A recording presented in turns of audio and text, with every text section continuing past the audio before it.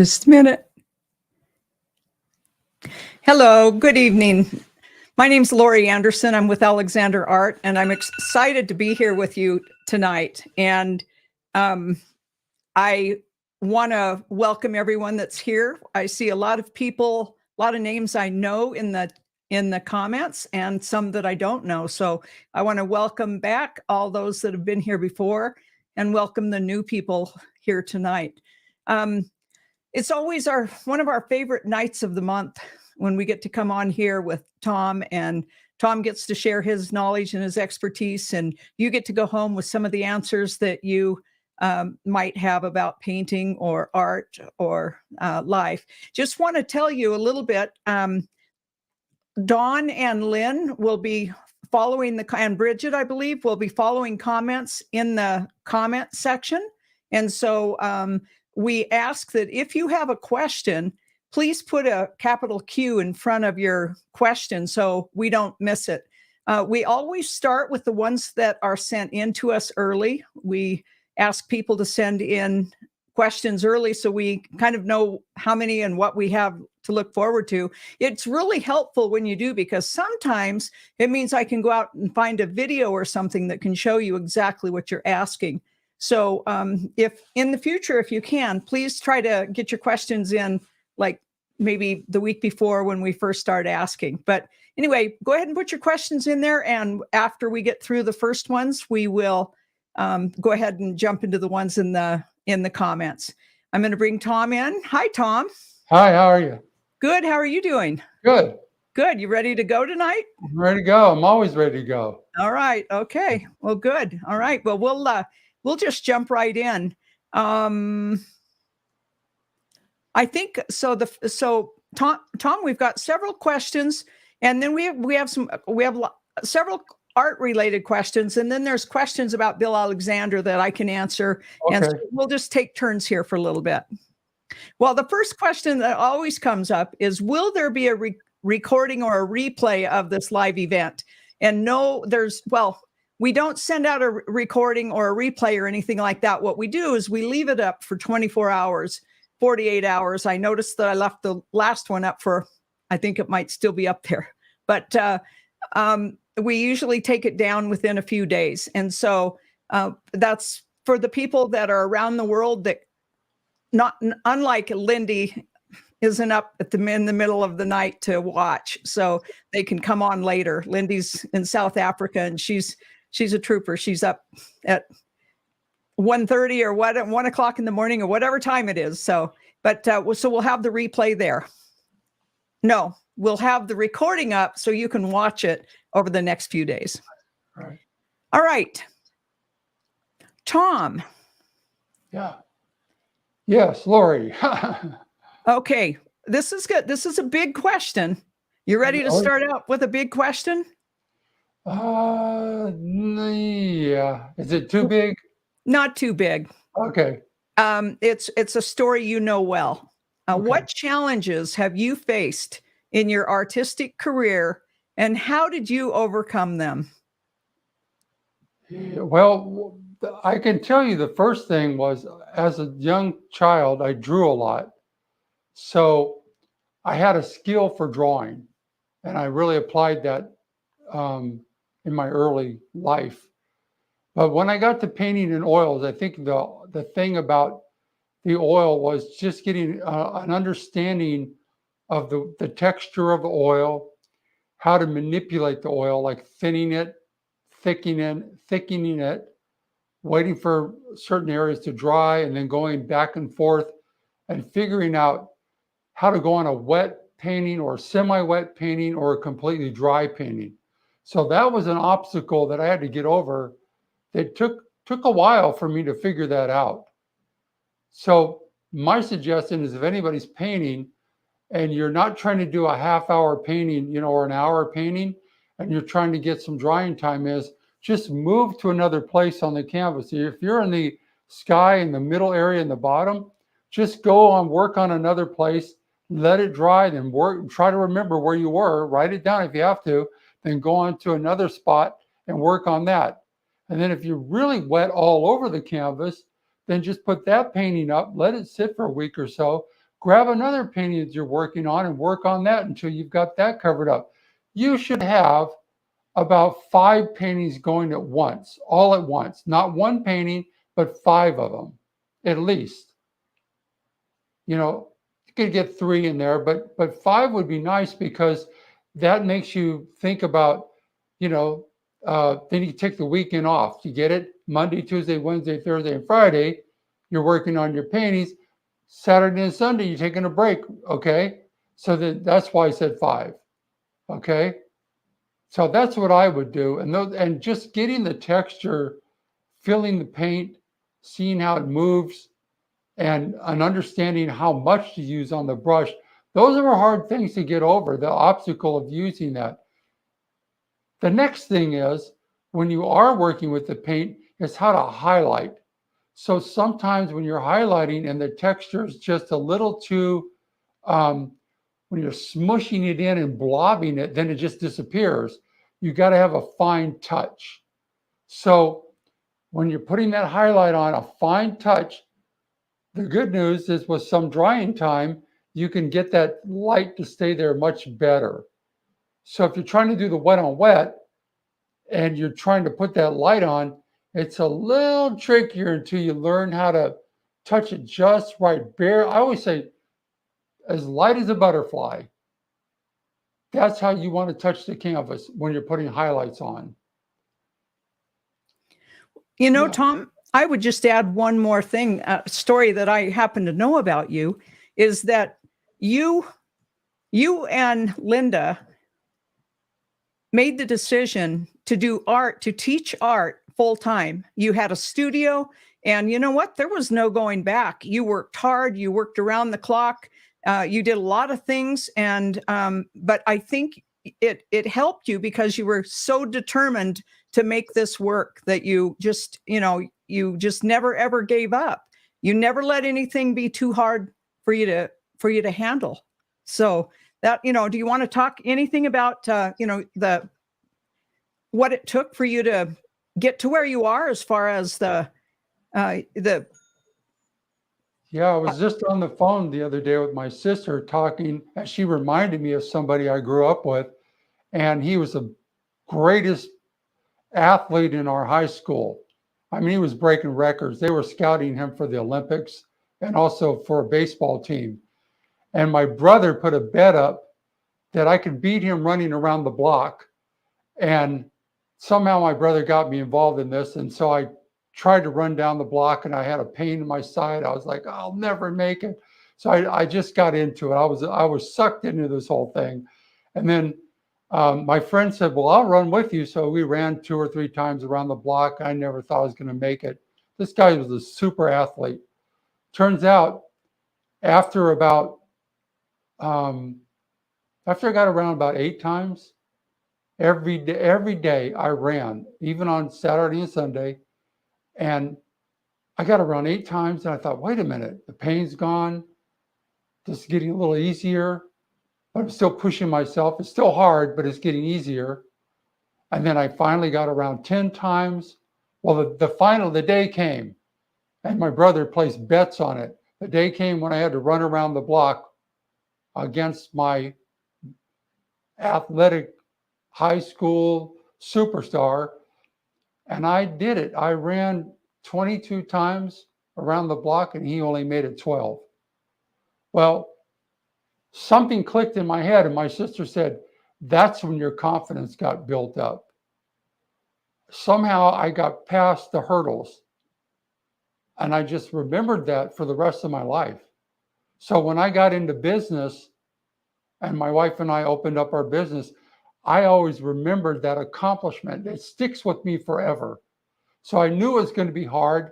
I knew we worked from Monday to Sunday. We worked from 10 in the morning to sometimes 12 at night. But I didn't give up. I just kept going. I kept pushing because I knew if I pushed and I kept pushing as hard as it was, and I was younger, guys. You got to remember that. I was in my 30s and then my 40s and 50s. Now I'm 71. I'll be 71 October. The point is, I was young, but I still kept that thought in my mind. If you could do that, you can beat a superstar who they were scouting for the Olympics and also baseball teams. And yeah, nothing against him. He's a great guy. It's just that stuck with me. That's how I got my ability to stick with itness. And so when I started teaching, I was telling people, you can do this. You can do it. It's just a matter of persistence and going through and just breaking through that wall, you know? When you think you can't, you can. Well, Tom, one of the things that in my 37 years career with Alexander Art that I have seen, one of the hardest things that people have to overcome is the fact that we've watched Bill and all of the other artists that paint on television paint so fast, we think that's the way it's supposed to go. That we're not supposed to slow down and enjoy it and use less paint and all that. But they had to do what they had to do just because of their time restraint. But we don't have that problem anymore. But even myself, I remember when I first painted with you, Tom, it was like I was a madwoman painting as fast as I could. And then it wasn't too long after that, you said, look what you're doing. You're painting like an artist. So anyway, I think that's another thing that happens. Well, Monet, a lot of people get this misinterpretation. It should be about a quick painting. But when a lot of these plein air painters went outside and they painted, they could sit there for an hour, 2, 3 hours and get whatever it is, bring it back to their studio, get a bigger canvas and embellish it. So Monet used to do that. He'd bring a big canvas out and he'd bring it back to his studio. And then he'd just start painting more slowly. About a month later, he had all the details he wanted. So, and then he had his pond. He could sit up by and paint the pond. And when he was in England and he painted the chapel, the steeples, I think I saw 11 of those steeples painted differently every time. They were in a roll in the National Gallery in London. I think I saw about 11 of them. Beautiful texture, all these different colors. Every one of them was about the same building, but it all looked different using different colors and everything. There's nothing stopping you from doing anything like that. Don't let anything stop you. And you don't have to do it in a half hour, Yep, that's right. That's right. In fact, it's more fun when you don't. Yeah, it is, right. Because you're like, here, whoop. Yeah. Tom, in most paintings that I observe, this is Philomena. And I think you talked a little bit about this in the class that we had that she was in today. In most paintings that I observe, the light source seems to be coming from the right side. Is this always the case, or it can be the other way around? Many thanks, Philomena. Okay, many thanks to Philomena. So that's going to be called direct light if it's coming from the right or the left. And most of the early Renaissance paintings, the light would be coming from the left. So it doesn't necessarily have to be from the right. Now, as a teacher, someone who's teaching right-handed people, because there's a less population of left-handed people, I always tend to start everybody off with the light coming from the right, generally, because they're right-handed. And it's just easier to apply it. So no, most of the light was from the left, upper left, out here. Okay, this one's coming from the right. So that's probably why this painting isn't as popular as some of the other Raphaels or Rembrandts or Da Vinci's painting, because for some reason that light coming from the left or the Vermeer tends to draw our attention, maybe because we write from left to right. But I always start with that the light on the right, because it's easier to manipulate. So that's just pretty basic, basically. Yeah. Tom, Bill also mentioned that he always wanted the light coming in from one side or the other, because if it's coming in direct, you don't have the highs and the lows and the shadows, and you don't have as much interest in it because it just gets washed out. That's right. Mm-hmm. That's right. Okay. Speaking of Bill, I think this Bill Alexander and some of the old masters began their paintings on a black or dark canvas, then applied transparent colors, followed by applications of titanium white. I believe Rembrandt used a gray. And I don't think I have the rest of the question. It didn't fit in here. So the question is, will you ever do that? Will you teach us one of these kind of workshops where we're starting on a black canvas and we're using transparent paint? I've got a beautiful painting of Bill Alexander's that he did this. That's a still life where he put transparent paint on the canvas and then he used white and brought those colors out. Would you consider teaching us one of those workshops? Oh yeah, that's a really you don't want to start complicated though when you do it. If you do it, and you don't want to get too in depth with it. But yeah, that would be a very good project to do. Mm-hmm. I think we just did one kind of like that, didn't we, Lori? The Grove. We're kind of like that. Yeah. Can we show it? Can we show it or not? No, let's not show it yet. It's not ready to go out yet. So okay, it's still wet too. Sitting over there. We've got one coming up, a workshop that'll be coming up in several months that will be where we started on a dark canvas, and that's beautiful. So, but we'll show you at another time as we get closer. Okay, that sounds good. Okay, Tom, speaking of the way you set things up and what you do, when setting up your palette, is the magic white mixed with the titanium white in two places? So the question is, you a lot of times put titanium white in two places on your palette. And sometimes you mix magic white with titanium white, depending on the consistency of how you want that white paint to be. Do you always put it in both places, or can you tell us a little bit why you put white in two places on your canvas? Well, one of the reasons is because you want to have enough. Oh, did I interrupt you, Lori? No, I said canvas. I really meant to say palette when you put the white on your palette. Okay. So one of the reasons I do it is there's a couple of reasons. Number one, if you have the extra white out there, you don't have to keep digging in your jar, or you don't have to keep grabbing your paint. So you can just add to it. That's one reason. Another reason is because sometimes your white is going to turn into more of a muddy color. And you want that because you're going to want to keep that mud color. And I know it sounds weird that I enjoy mud so much, but you need mud in order to create beautiful colors on top. So a lot of times I'll keep the fresh white on the left. And Rembrandt did this. He had two dollops on his palette. He had one that kept fresh and the other one he muddied up. So then you can keep adding to it. And that really helps you instead of, constantly putting it out. But yeah, you're going to destroy one white eventually, and in one sitting, and then you'll just refresh it as you go. Okay. All right. Thank you, Tom. So the next question is, what themes or subjects do you find most compelling in your artwork, and how have they evolved over time? So let's take this as two separate questions. What themes or subjects do you find most compelling in your artwork? Well, now that's a tricky one because as a teacher, I'm using themes that I know people can be successful at.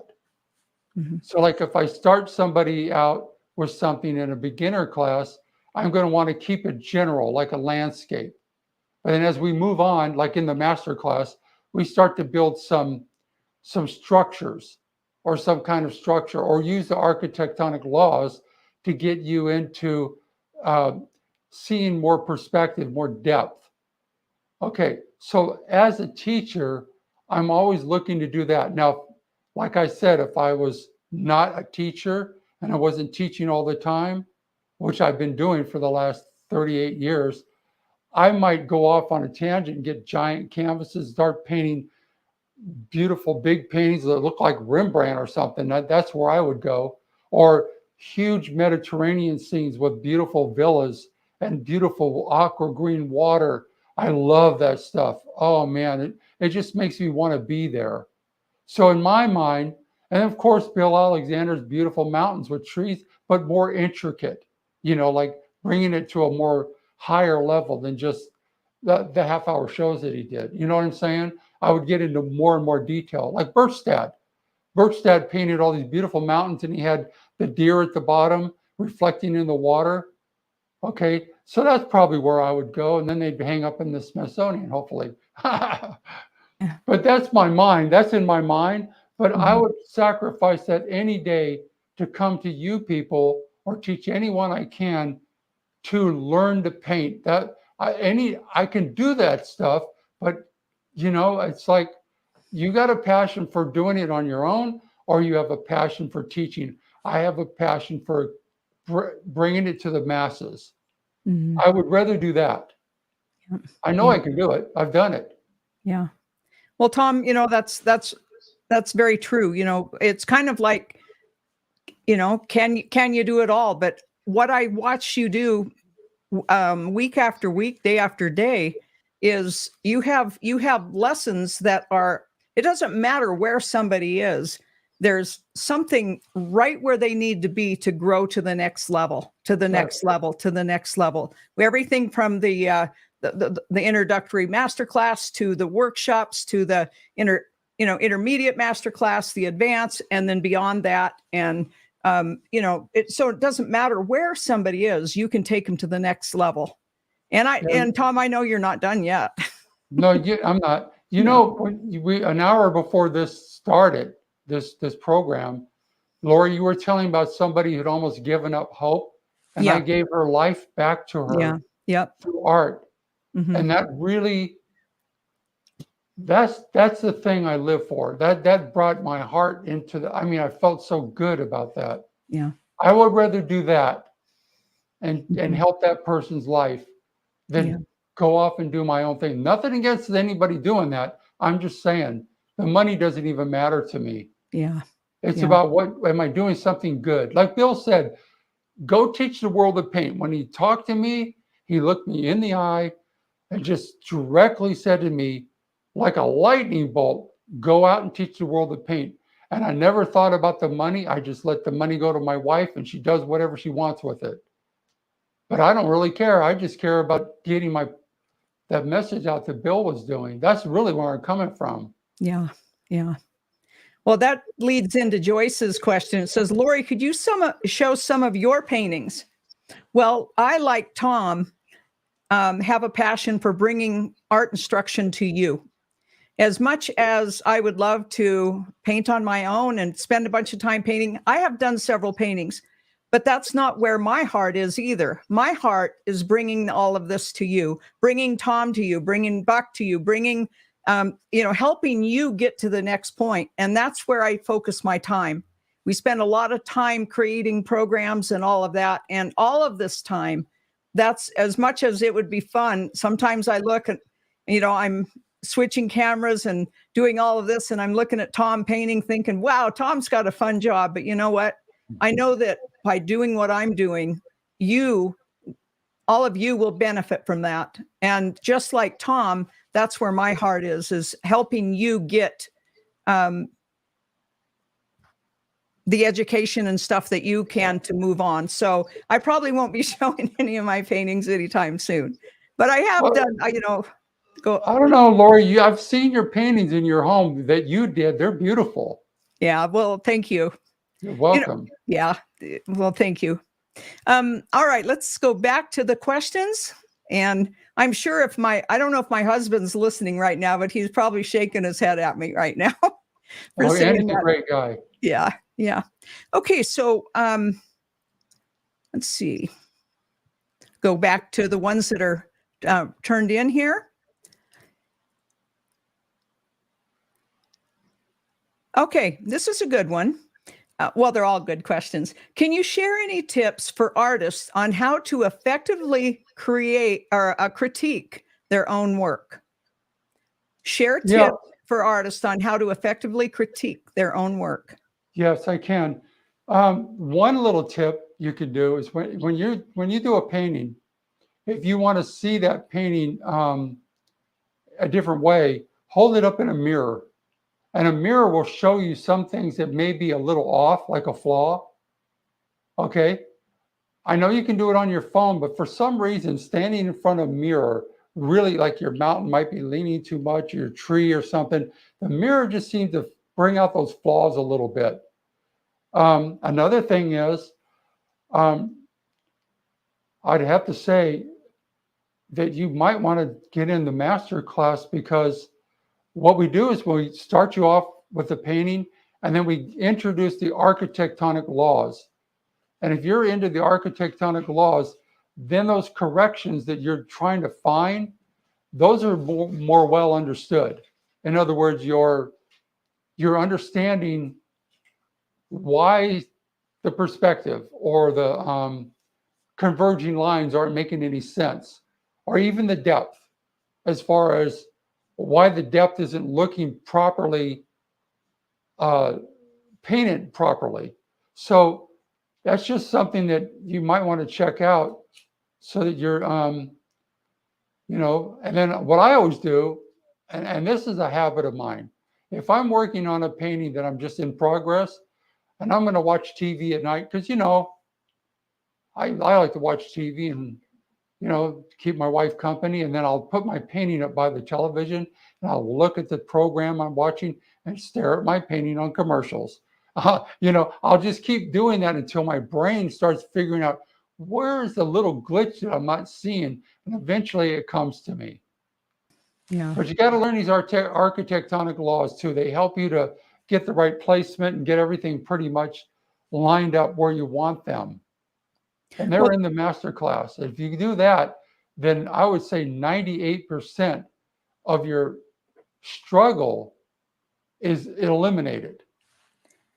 Well, not only that, Tom, in the master class and in our workshops that we're doing now, you critique, and you and some of our guides and mentors critique their work after they've done the painting.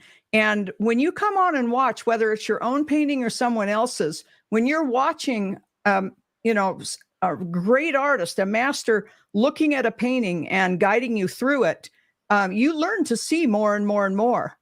And so that's the people that I've seen grow so much so fast over the last several years. I think that's made a really big point, because I think that's really made a difference, because they can now look at their painting and they can hear you say something. It's like, okay, so that's the other reason to get into the workshops and stuff, is because that feedback piece that you get.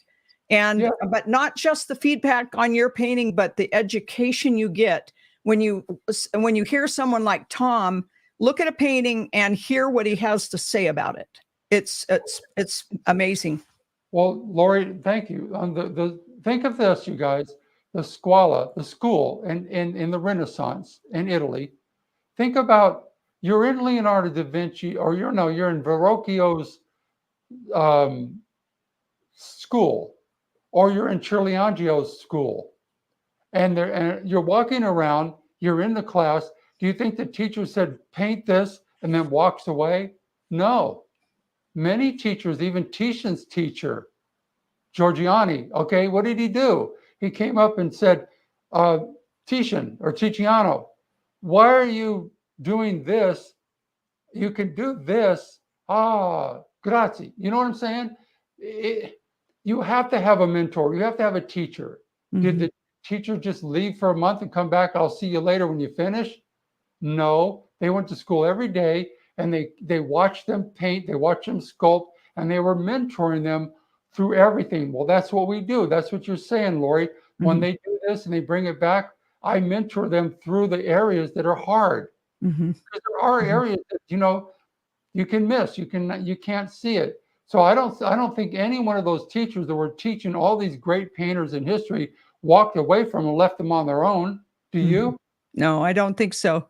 If they did, I'd be pretty disappointed. Yeah. Well, Tom K has a good point. Says, don't forget all the hard work done by Lynn and Dawn. So in the earlier stages, before you get to where you're reviewed by Tom, you're reviewed by Lynn in the master class. Don't forget that. Yes. And Dawn's the one that brings the projects to him, and Lynn's the one that looks at him. And so, and then also Robert now. So yeah, all the hard work that the whole team does is what helps you get better. I call Don the master of the universe. Yeah. Yeah. So Noah asks, are there any themes or subjects that Bill would have liked to present on the television series that he didn't have the time to do? And I could talk a little bit about that. And Tom, I'm sure you can too, but I'll lead out. Probably anything that was beyond 3 levels is what he would have liked to have shared. One of the things that really frustrated Bill was he felt like he was doing the same thing over and over and over again. It's like, oh man, how many mountains can I paint? How many of this and this? And he had a broad spectrum of projects that he did. He didn't just do landscapes, or he didn't just do whatever, but there's the things. I really believe that the things that Tom's now teaching is what he wanted to teach, but there was just no way to do it. He would have rather had everybody come and paint with him for a long time. He used to invite people up to his home, and they'd come and they'd stay like a month sometimes and paint with him. And he could teach them, he could share so much more with them then. So Noah, I would think anything that went beyond the first layer, the second layer, and the highlights is what Bill wishes that he could have shared. So in the later years, what he did was he would take maybe a subject, and unfortunately, he had to end up with something that looked like a finished painting. But what he wanted to do was just teach techniques. He wanted to go deeper into what he could teach, but there's just no way. The format didn't allow it. So, yeah, Tom, do you want to add in? Well, it came to me while you were talking that in one video, he had a dry canvas, and he took some magic clear and he coated the canvas. The painting was already done, and he added yellow to the trees and brightened them up with a glaze. Mm-hmm. And he did some red down at the bottom and some blue at the top. And he said, and this is what you really need to know when you're trying to make more depth in the painting. Basically, that's what he was driving at. Mm-hmm. Yeah. To get the more layers on there. And he was having fun doing it. He put the red on way too heavy at first, then he wiped it off. If I remember correctly, he wiped it off and toned it down, and then he kind of embellished it a little bit, but it was really good. And yeah, he did the glazing, he did the impasto, he did fumato, he did all of these things, he did a lot of graffito, but I think he kept saying, they don't give me enough time, because he really wanted to show all of that, but it just wasn't going to happen in those days. What's funny, Tom, is a lot of times I'll see comments on YouTube and they'll say, Bill's complaining about that they don't give him more time, but then, so why is he talking so much? Why isn't he painting? And a lot of times when he would put the magic white on and then he'd turn and talk, he was letting that canvas absorb that magic white. That's right. And he was letting it get just right. And people didn't know that. Plus, he had great things to say to us. But I see that comment a lot. If you wanted more time, why didn't you spend all of your time painting? Well, it would have been a mess if you did. So, yeah, I remember when I saw him do the demo live, the first time I saw him, before I met him,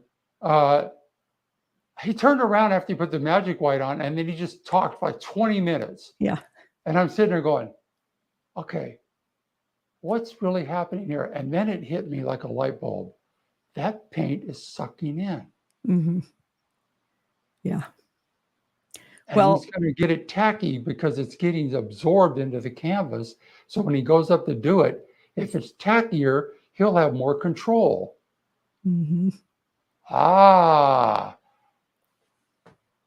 That took about a year to understand. Well, Tom, what was really interesting when we were in the studio, and a lot of times I was sitting there giving him time cues. And every time when he looked over like this, he's looking at who's ever given him time cues. And we'd be watching this, and I'd hear the producer in the back, and it's like, man, is Bill going to finish this? Is he going to pull this off? And every single time, thank you for watching me. Bye-bye was right on cue. Wow. Right on cue. It was amazing because you know, we would be doubting, and I couldn't talk because I was right there. But listening to them in the booth, it's like, man, I don't know. I think this is going to be the time Bill doesn't pull it off. So I know. but he And then always boom, did. there it is. Yeah. All right. So let me just look real quickly to see what other questions. Let's see here.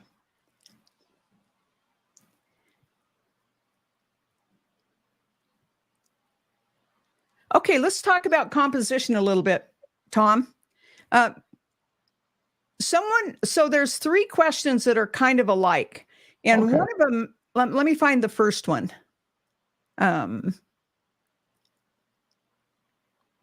Okay. Let's see.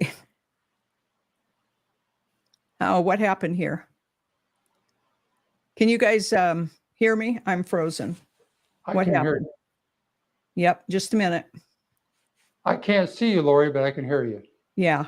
Okay. I don't know what happened. My camera froze, so I'm going to go ahead and I am going to go ahead and read the question to you, Tom. Okay. Can Tom talk? Sorry, it's faded out, so it's hard to see. Can Tom talk a little bit about harmony? And so, like in a monochromatic scene, if the values are right, are they in harmony? And I believe he's talking about harmony as in color. Okay. Well, there's a lot packed into that question. It's very complex. So you might as well go to this as long as it's up here. It's kind of apropos, right? So this is your Gracili. This is a monochromatic. I drew that out, and then I decided to do it on canvas. Just a quick, well, it wasn't real quick, but pretty good drawing. Can you see that really well, Lori? You know what? I'm not sure.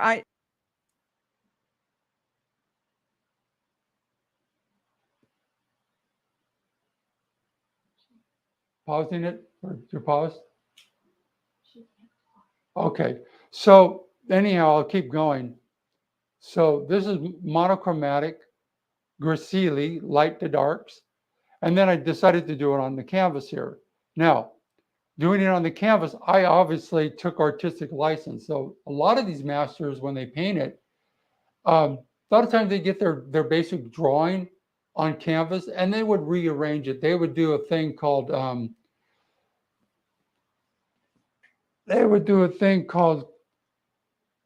pentamente, which means they would change shapes and things while they were in the process of painting.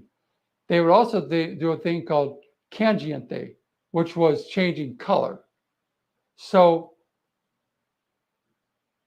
doing that in the process of painting, you have to create some balance. Now, how do you create that balance? This is so complex without actually demonstrating it.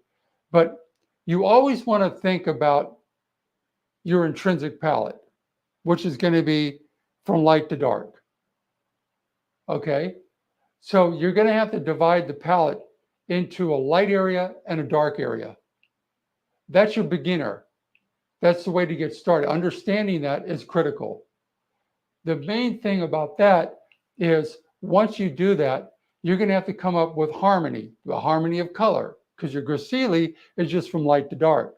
But if you come up with like a light color on one side, you have to move from like a light yellowish color, maybe even almost white, to yellowish color, to more of a warm color, moving into darker colors, and then even reflective colors, and then shadows in the real dark.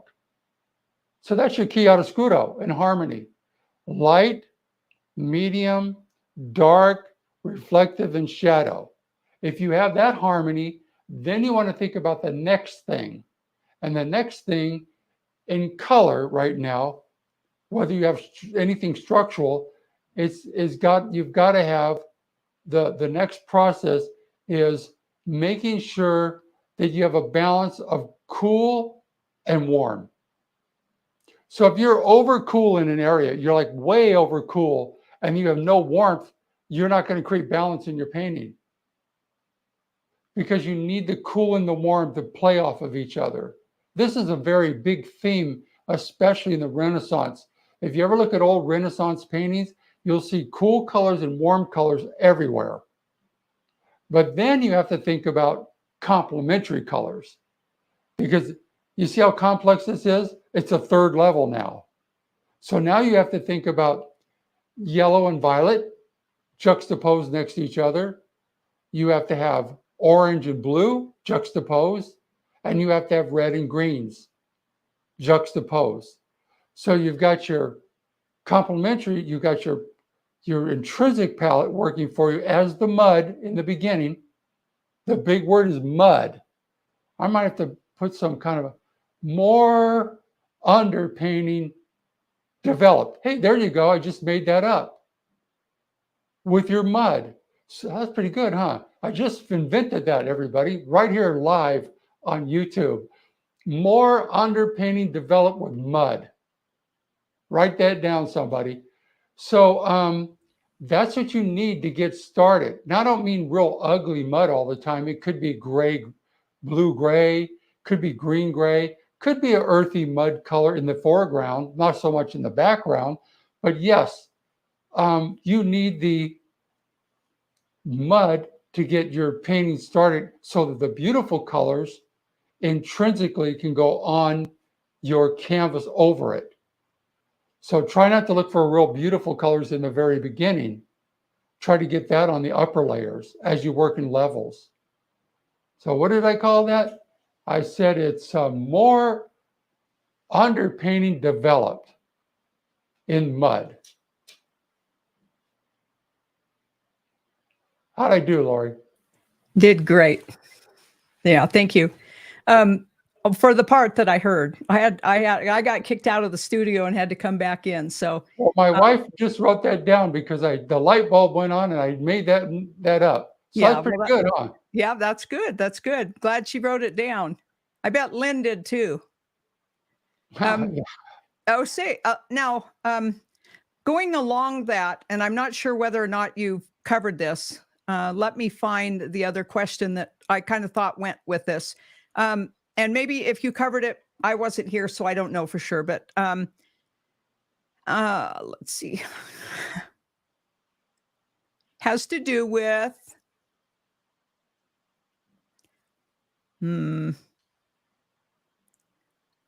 okay, besides negative space and focal points, what else is important in composition? Did you go into that at all? No, I didn't. Okay. Do you want to talk about then the next question that will follow up, if you want to combine these, is what is your rule of thumb for composition?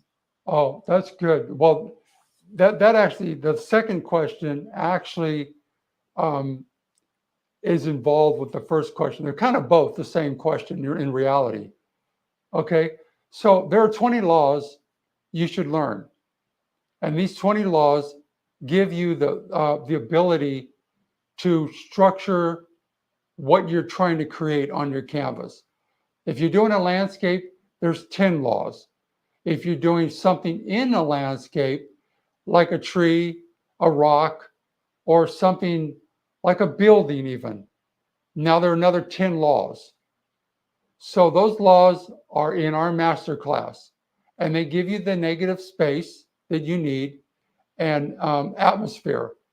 So if you know those laws, these laws were written down by Brunelleschi, and he also applied them as a young child. He was 10 years old doing something that nobody was doing, actually creating realism in an architectural way that nobody else was doing, brought to the school, and he changed everything in the Renaissance. The way they saw things, the way they painted things. He really laid down a map for the future during the Renaissance. He even helped Leonardo understand it. And I'll say this, Leonardo gives Brunelleschi in his notebooks a huge credit in why he was able to understand and do what he did. So yes, there are 10 laws. They take some time to explain. I used to teach them in my classes all the time. I still do. I teach them in my Beyond, the master class Beyond and Verrocchio. We keep referring back to them. But to explain it here would take about 2 hours so that you really thoroughly understood it. So we invite you to come join us in our workshops and our masterclass, and you'll hear Tom talking about all of this. Exactly. Yeah. Okay. So what was the first painting Bill did for PBS? And I'm going to share a photo here with you, and I'm going to tell you kind of how it worked when we filmed shows. I was not around when he was filming with KOCE, but I know what we did, and I'm sure they did similar things. I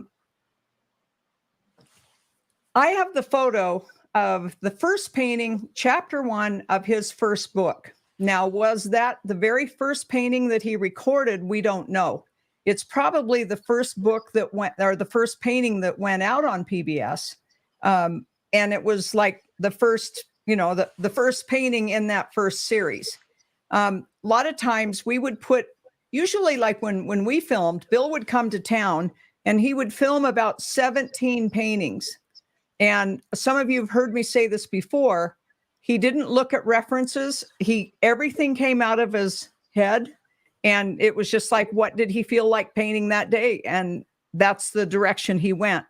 And at the end of the week that we filmed, he'd film about 17 projects in a week. And then, and sometimes sometimes it was a weekend that he did this. It was like sometimes 4 to 6 projects a day he would film. And when we started filming him, he was 72 years old. So, yeah. So anyway, it was amazing to watch him. But here's what he did. He would paint them for video. And then the next week, he would paint them again for a still photographer. We tried all different kinds of ways. We had a photographer that thought for sure that he could be quiet enough as he clicked and he could get the images. Well, those photos are in our book 3 and 4, and they aren't good photos. But so the next week, he'd paint for the photographer and he'd paint it again. And he did not like to do that. He never liked to have, because we wanted him to paint as close to the video as possible. But as you know, when you see a photo up in one of the books and then you see his video, they aren't quite as on. The other artists that we filmed were more true to what, they could get it, but Bill just couldn't bring it upon himself to do it exactly the same way. But, and then we would look at those 17 paintings and then we would decide, okay, what 13 of them do we want to use in a book? Or by that time we were introducing other artists like Lowell and Buck and Robert and others. And so we would take half of Bill's, Bill usually had like 7 and they had 6 in the book. And that's how we were introducing other artists. So you can see that those 17 projects would last over a period of time. But the order that we put them in the book weren't necessarily the order that he filmed them, but that's the way they were released. So this painting I'm going to share with you is probably the first one that was released. I'm not positive, but I know this is, oh, I almost showed yours, Tom. Let me find it here. Oh, there we go. Okay. So I'm going to take us out for a minute, Tom, and I'm just going to remove myself for a minute.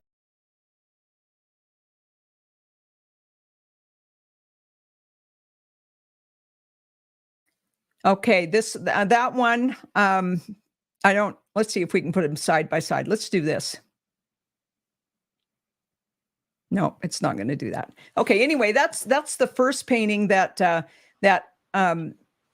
was put out there as Bill's first painting, I believe. So just, and it was called something like Trees and Fences, and it didn't, have a fancy name, but that's what he was focusing on, is teaching how to paint trees and fences and whatever's in that painting. So, yeah, that was a great question, but it was pretty amazing. Bill really didn't want to continue to film, but he had to come back and film, and we're grateful that he did, because the 200 plus shows that he filmed with Alexander Art are the only ones that are around now. And so they're the ones that you're seeing here on YouTube that we've made sure that we've archived, and we've made sure that are available for you to see. So that's the first question, the first painting. Tom, somebody asked, I think, let's see. Well, Lori, does that mean I have 70 more paintings to go? Well, yes, or so. Okay, or beyond. Yeah, and beyond. I think you've got, let's see if we can beat Bill. Oh, okay. Yeah. And bless your heart, Tom, some of your paintings, I mean, I'm thinking of one that I absolutely love that you spent 23 hours on. So, I mean, that's the difference between Tom's paintings and those half-hour shows. So, if Tom was painting those half-hour shows, he'd be in the thousands now. Yeah, probably. Yeah. Oh, thinking of thousands, you just triggered something. Do you know that Rembrandt made a statement that he said it takes 1,000 paintings to become a master? But remember, when he said that, he didn't mean just a simple painting. He meant very complex. Mm-hmm. So that was a lot of work you had to do to become a master. Yeah. You just triggered that in my head. Yeah. And you know what, to go along with that, practice doesn't make perfect. Perfect practice makes perfect. There you go. So, that's what it takes. So Noah wants to know what our favorite memories of Bill, our favorite memories of Bill. He asked me to go, and then you, Tom. And I will just say that, I've been trying to think ever since I saw your question earlier, Noah, what my very favorite memory of Bill's was. But I had so many, because I used to travel with him, and it was my job to get him from place to place, to PBS fairs, to trade shows, to the Johnny Carson show. I did a lot of traveling with him early in my career. And I had a lot of really great one-on-one time with him. But there's one time we were traveling, and we had been traveling a while. We'd been to a trade show, and I think we were going to another one or something. And he looked out, and he saw all the people coming in, and he said, "Isn't it wonderful when people are here to greet you at the, when you get off the plane and people are here to greet you, and how wonderful, and we see these people hugging and all of this kind of stuff." And so I got off the plane before Bill, and I got up there, and then when he came off, I pretended like I hadn't seen him forever and gave him a big hug, and he thought that was kind of funny. But we had a lot of really great times together, and a lot of heart-to-heart conversations. He told me a lot about his past. I love to see him light up when he saw people that wanted to paint, like you, Tom, like the story that you're probably going to tell. I remember that, and I know what it meant to Bill to have people want to carry on this legacy. So your turn, Tom. I'm glad you took that long to talk, because I kept going through my mind. I was listening, Lori, but I was going through my mind, and it would be all about me if I said that. Mm-hmm. But I'm going to change that. Okay. My favorite memory was when we were at Bill's warehouse, and Bill was walking through the hallway, and my wife was walking towards him, and he looked at her and just said, "Hi," and he just gave her the biggest hug. I mean, like, it was so amazing. It was like they knew each other for years. And it's just so cute the way they connected. Yeah. And that's my favorite memory of all. I could talk about me, what we did, and how he touched me and on my back and said, "Great job, that's beautiful," and everything. But that one just really sticks out with me, because that's the way my wife is. Everybody takes her exactly the way she is. Right, Lori? You take her the way you get what you see. Yep, that's right. And Bill knew that instinctively. I thought, Yeah. he actually can see what's in her. Yeah. Yeah. Because that immediately, because not everybody acts that way. Right. Right. But he Yeah. could tell that Linda was a good person, Hmm. and he just walked up and hugged her. Hmm. Remember that? Yeah. That was awesome. That did it to me. It's like, that's it. I knew. Because that's Hmm. what I did when I met her. I just fell in love with her. Yeah. And that's what he did when he met her. And when somebody loves Linda, then I love them. Mhm. Yeah. Yeah. You know, I'm thinking about another experience that I had with Bill. Twice, two different times, he did a painting for me. When I bought my first house, I was young. I bought my first house, and he went to look at the house, and he looked at the walls, and he said, "I will paint a painting for your house." And then not only did he paint this beautiful 24 by 36 painting for my first house, he drove it all the way down from Canada in his car to bring it to me. That's nice. And then we were at the plant, and he said, "Oh, this needs a great frame." And now I'm just standing there, and John owned the company at the time, and Bill went out and we sold frames for a while, and he picked like the most expensive frame out on the racks. And he said, "This painting needs this one."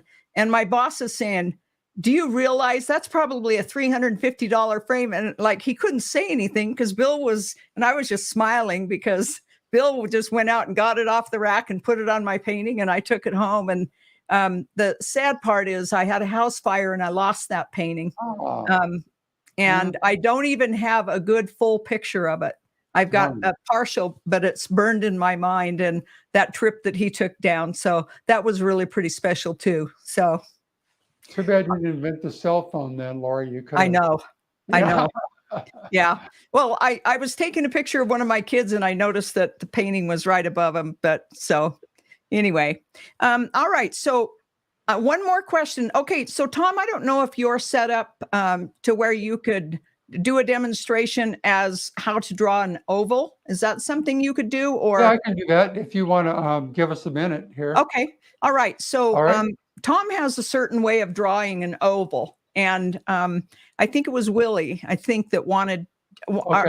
I'm sorry, Willie, if it's not you, and I'm sorry for whoever it was that it was, but somebody wants to see you do that demonstration of drawing the oval. So Okay, just give us a second. okay, all right, we'll bring him back. I'm going to talk a little bit. Somebody said that Bob Ross had Bill as a mentor, but who did Bill have? And then the next question is about the magic white. And I'm going to tell you that there were people in Bill's life, if you go out and watch our 100-year celebration for Bill that we did a couple of years ago, if you look at that, you'll see that there was somebody there was a traveling artist that came around when he was young that he watched that inspired him. But I will also say he was probably most inspired by Mother Nature. He studied everything that he saw. He studied the way the light hit things. He studied the way we were filming at Silver Falls, and he was studying the way that the moss was hanging down in the trees, and how the one side of the tree was mossy and the other side wasn't, and all of this. And so I really believe that he said that he felt like he was born with a brush and a violin in his hand. He just knew how to paint. He could just do it. But I really believe that it's because of how much time he spent studying Mother Nature and what it looked like, how things went together and everything. I really think that that's who his mentor was, is Mother Nature. The second part of this question is, he said that he had someone make the magic white, but is there any context of how he got the idea of magic white, or did he have anyone who he used? And again, I'm sorry, I thought the whole question went in. So I'm going to talk about just for a minute while I think he's just about ready, but I'd like to talk about the magic white. Bill was needing to make paintings faster and faster because he was making his living selling paintings. And what he did is, he had learned about the wet on wet technique, but then he really wanted to take it a step further. It's one thing to paint on wet paint, but he thought, what am I doing? I'm mixing all of the colors with white down on my palette. why don't I just put the white on the canvas and mix right into that? So that's why, he developed the magic white, a lot of different formulas, a lot of ways. He developed it to where it finally would work really well. He found not only that could he paint faster, but he could paint better. The paintings were more vivid. They were brighter. They were, they were just, really great. But I think that, okay, but he developed the magic white and then somebody made it for him. So it wasn't like someone made magic white and he started using it. He played with the formulas until he had it exactly the way he wanted it.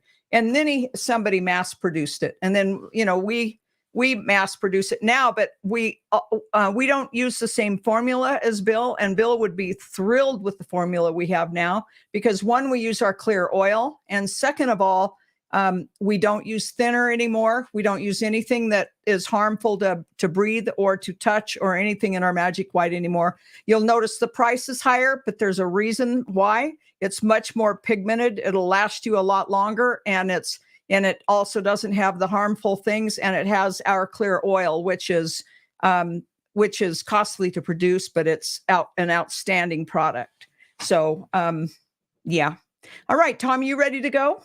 I'm ready. All right, let me take this off, and I'm going to spotlight you. I'm going to remove well, actually, I can spotlight you here. All right, there we go. All right, Tom, Okay. it's all yours. Okay, I'm going to take a little magic clear that's in this container right here. I'm going to prime this so I can make the paint move very, very well. So let me hit this surface here. This will make the paint flow. This is my 1-inch brush. And then I'll just wipe it down. Okay, this is on a white gesso canvas. I'll give this a nice rub in. And the question was, how do you create an oval? Well, one thing you got to do is see the middle of everything you paint, everything you draw or paint. See, what brush should I use here? I'll use this small brush. It's a flat number, looks like a number. It's a number 6. All right, good number. Pull this down. Get some alizarin crimson here. Now, I'm using red because it's forgiving. And also, if I decide to put something else in there, I can always make red work with anything. So that's just another tip, okay? So I'm going to draw a line right here. So that's the middle right here. That's an oval. You're thinking, that can't be an oval. Well, it is. It's an oval. And the next thing you want to do is just create like a V shape here and a V shape here, like that. Now, the reason you're doing a V shape is because V shapes don't lock you into anything. If you're drawing circles, it's even harder. So draw your V shape just to kind of make them look kind of the same, like that. And you can draw a line down like this and a line like that. Now I'm being a little sloppy because I'm not being as, good at this as I want. So there you go. That's going to turn into an oval. Now, all you really need to do now is come up here and just round it off a little. Round it off a little this way. Round it off a little bit this way. Pull it down and draw in like that. And what you want to pay attention to when you do this is you have 2 equal parts here. This side and that side should be about the same. That's an oval.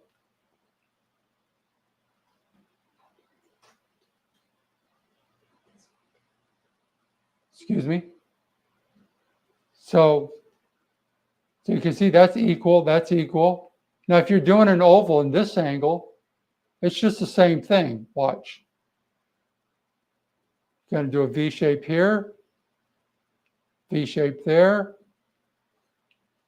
2 lines, equal parts. See that? Kind of looks like a spaceship, huh? Then you round it out, round it out, come on down, round it out here, round it out there, and you got an oval just in a different shape.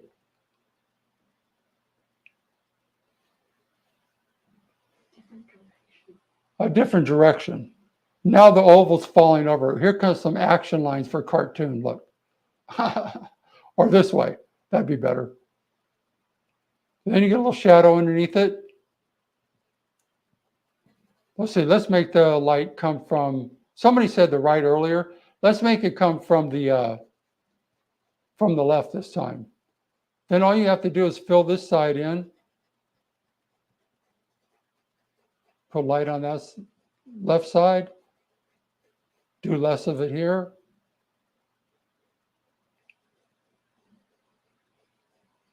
Darker here. This should be even darker. You get the basic idea. And then you can do this. You can just wipe this off.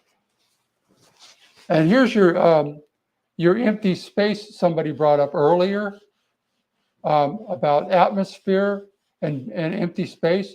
That's all in that little V shape right there. Can you see that, Lori? She's silent. Yes, I can see that. Can you see that? So here's your empty space, and you got all this empty space out here. But sometimes in art, you don't need that much empty space to actually set something off into dimension. But let me show you something. If I had a little more red down here, it gives it more depth. Because that's when you're into your chiaroscuro stuff. See what it did there? And you can get a little more depth down here.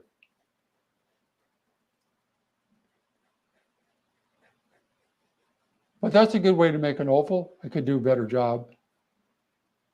Then you can go flat. You can make a flat oval. You just got to think about V shapes, you guys. V shapes do everything. They do mountains.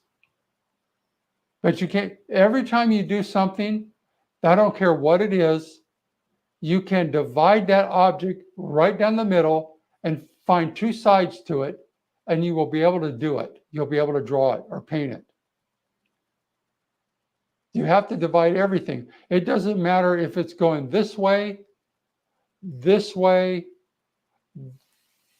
that way, that maybe like that. All these directions are critical, but they all have at least two sides to start with. It doesn't matter what you're drawing or how you're drawing it. You've got to have these two equal parts. Then if you're going to make something foreshortened, if you got this here, that's the middle of that, and you're making two parts right here like this, and you've got something that's out here longer, then you can bring it out this way like that. Same idea. I'm kind of losing space over here. Then you can take this and you can bring it down like that and bring it up and turn that into a box. But you still have two equal parts there. You're always going to have two equal parts. Then you can just get rid of this. You don't need that anymore. Unless you want to add to it like a train going way far away. But you're still going to have two equal parts no matter what you do. And it doesn't matter what direction it's going or where it's at. Did I get that answer pretty well? Yes, Tom, I think that was outstanding. So thank you so much. That was a great demonstration. It's so simplistic that it's almost not even thought of. Yeah. That's a pretty good oval, right? Yep. Pretty good oval. Of course, you got different shapes of ovals. You can do a little wider until it becomes a circle. Like a circle. Sorry, Lori. Oh, wait. Let me bring the other one back in. Hold on just a minute, Tom. Okay, I'll just show you real quickly. Okay, go ahead. Okay, so if you're making a circle, just widen your V shape out like this. Widen it. Just make it wider. Draw these two lines down like that. and there's your circle. Watch. You're just going to go like that. Look. And you know, it was said that Raphael can walk up to a wall and people would challenge him to make a perfect circle. But guess what? What he saw was what I just draw in his head before he did it. He saw the line in the middle in his imagination on the wall and the V shapes, and then he just went around it and made a circle because he was projecting it on the wall in his mind. Did you know that? Oh, that's great, Tom. I have spoken. All right. Okay. All right. So I think we are going to be wrapping it up just a little bit. Andy Caccioli asks, says, I know Alexander Art used to sell canvas. Yes, we did. What brand name of canvas and texture do you recommend? So Tom, do you want to answer Andy's question? Yeah, I like Frederick's canvas. Frederick's canvas. They're pretty good. But I will tell you, what, Lori? The red label, right? The red label, yeah. Yeah. I like them, but I always put my own coating over the top of their double primed canvas. I will always put an ultra white over it because it is brighter than theirs. But the feel of the canvas is really good, and it's very. They got the staples on the back. I like that because that really holds it on there. And very important. If you ever get a canvas that's got that little rubber seal in the back in the wood, just put some glue in there or some gesso on it so the rubber seal doesn't pop out. But yeah, a lot of canvases do have the staples in the back, but you want to make sure to always prime your canvas even whiter. So I get an ultra white. I think I have it down there if you want to see the can. Would you like to grab it, Linda? It's down there at the very bottom. Tom, while you're, oh, go ahead. Go ahead. I was going to say, while she's grabbing that, I was in the warehouse the other day and I found some Alexander canvas and just a couple of them, and they were stapled on the side. I couldn't believe it.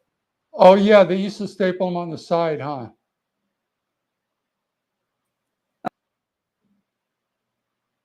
Can you see that, Lori? Yeah, I'm going to spotlight you here. Okay. Okay. Yeah. So you want to read that, Tom? It's Valspar. Valspar signature, ultra white. Yeah. This is really good to put on your canvas. Mm-hmm. And you don't have to put a thick coat of it on there, but it will. If you put it on, you'll see the difference in how light it is compared to the grayed down version that they prime it with. But the canvas is great. It's just that this brings it to, and it makes your paintings brighter in the end anyhow, because it is so white. It's you know. And if you can't get that, just get some Liquitex gesso that they sell at the art stores. That's pretty good, but that's the best. That's the highest quality, and it is acrylic. Mm-hmm. So, Tom, you also, just as a reminder to people, that Tom also paints the backside of his canvas, not necessarily with the bright white, but with something that causes the light, to block the light from going through the canvas. Tom, you want to talk about that for a minute? Yeah, if I have my wife's phone, I can show you what I mean. We can even dim the lights if you want. Turn them down for a minute. I'll show you. I'll take the phone, and if you turn the light on the phone, you always want to prime your canvas on the back. Well, just use it, just any old white that you can use. You can see, well, you don't even you need to go that far. Can you guys see that? Look, Lori. Yeah, Tom, just let me spotlight you. Yeah, it shows up even more when you get down into the color, the reds and stuff. Yeah. Yeah. Right there? Yeah. Okay, you definitely want to prime the back of your canvas. You should not see any light going through the canvas, because then all the colors get absorbed, and they tend to hit the back of the canvas and they don't reflect back at you. They just get absorbed into the canvas and behind it. So if you got a dark wall and you hang this on your wall, the light goes in, passes through the pigment, because this is pigmented. This is pigmented. Look, I'm going to add some heavy paint on here. Hold on. I'll show you. I'm going to add some heavy red in here. Look how much red. Can you see? Look at that. Look how much red I have. Can you see that? Mm-hmm. Very heavy. How much paint is it going to take to block that? You can't do it. I mean, you got to put like a lot on. Mm-hmm. So you shouldn't see that. But if you prime the back with white, that light goes in, it hits the back of that white, it comes back, and it beams, the red color beams back to you stronger, and a lot stronger. It's like it reflects back at you. You Mm-hmm. should never see that. Mm-hmm. Yeah. So I prime all the backs of my canvas, and that may be one reason why so many people have said, your paintings are so vivid, Mm-hmm. because I'm stealing the back. And if you think about this, a lot of those early paintings in the Renaissance were gessoed on the back and the front. And not only that, they were, a lot of paintings were painted on board with just like poplar wood or whatever. Mm-hmm. So it couldn't go through the board. So it had to come back. And the white gesso on there, the plaster of Paris, it would hit that white, and boom, as soon as it hit that white, it would reflect back. And that's what you want, that reflection back, not absorbed. Mm-hmm. Yeah. And that's the reason why a lot of people that frame your paintings started putting brown paper on the back. But for me, the brown paper kind of like does absorb a lot of the light and hits the brown paper, but it doesn't work as good as sealing the direct canvas. Mm-hmm. I would seal the direct canvas. Yeah. Takes a little more effort, a little more work, but you don't use an expensive white. Just use an off brand of white and just seal the back. Yeah. Thank you so much, Tom. You can go ahead and turn the light back up a little bit if you want, Linda. Okay. And yeah, thank you. That was a great demonstration. All right, you guys, I don't see any more questions in the chat here in the comments. And we have a few questions we didn't get to, but we are going to go ahead and wrap up. It's 7:17 where I am. We've been on an hour and 17 minutes, and want to thank everyone for coming. Tom, I want to thank you. And it's always fun to spend the evening with you here, and thank those of you that show up and support us. And also, there's a couple things I want to show you. Don't go away yet. Let me see. I'm going to let's see if I can do this. Let's see how I can do this. I know I can. Let's see how I can. Okay. I'm going to remove you for a minute, Tom. And then I'm going to go to that mode, and I want to show you a workshop. I hope this shows the whole thing. I show you the next workshop that we're doing with Tom, and we're doing this for the holidays. A lot of people, we've had people sign up today, and we haven't even really announced it yet, just to a small group of people, but it's a limited, there's only so many spots in the class, but I'll have to take myself.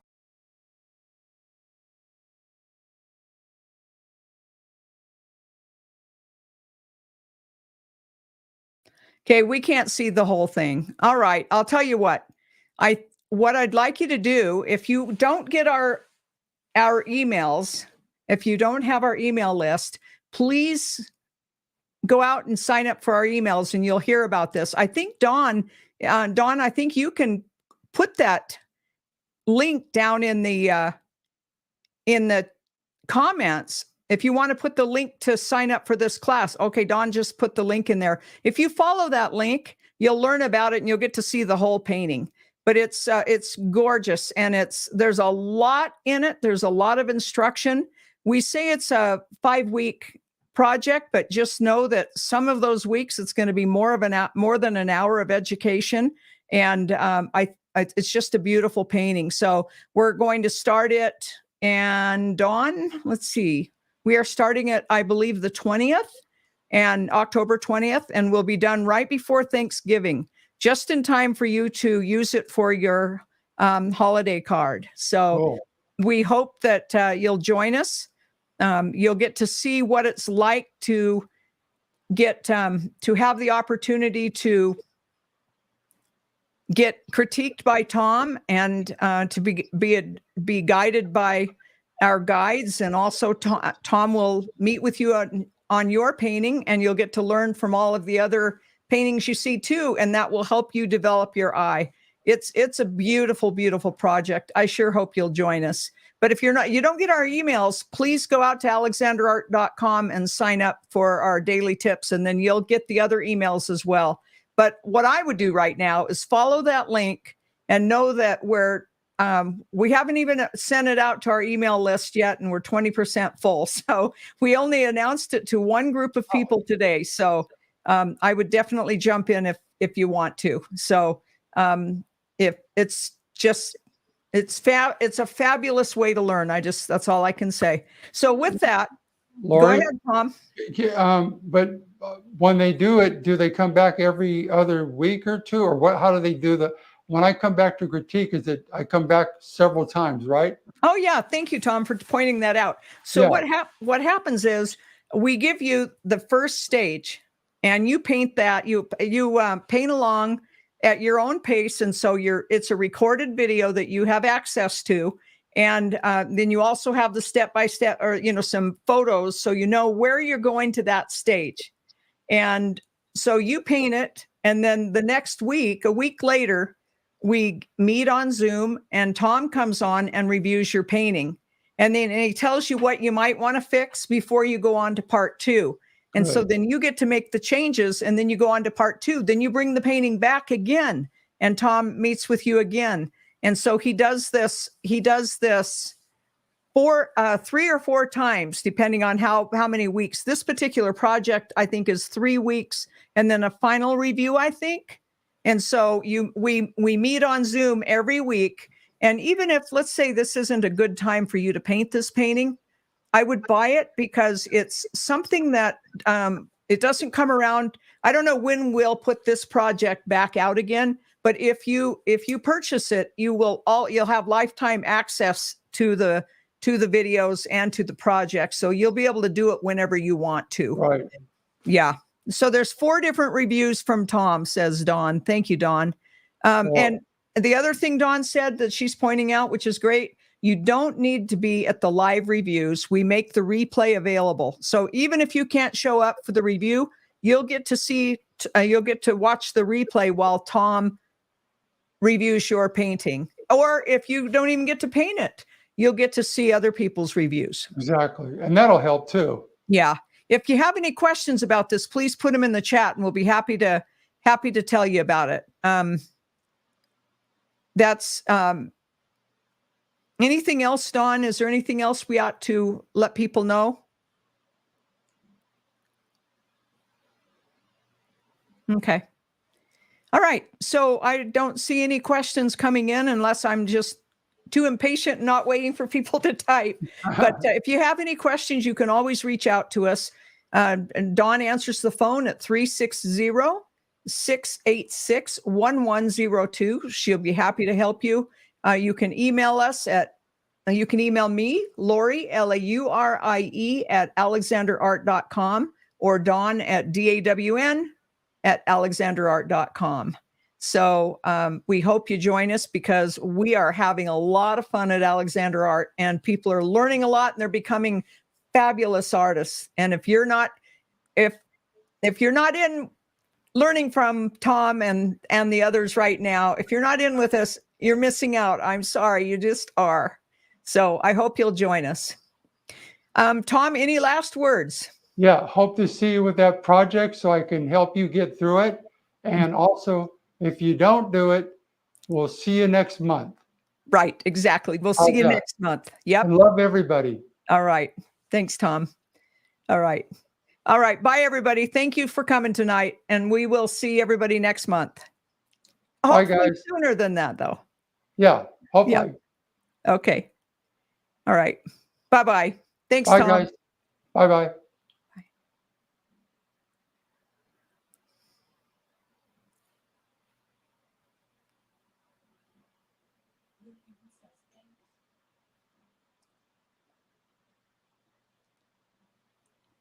Bridget says